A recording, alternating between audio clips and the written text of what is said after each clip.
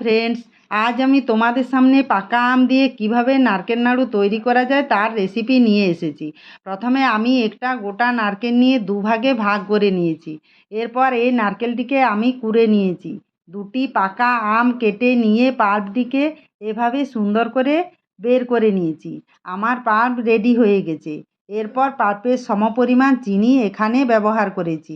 একটি fry pan গরম করে 2 টেবিল চামচ ঘি দিয়ে তার উপর নারকেল কুড়ো দিলাম।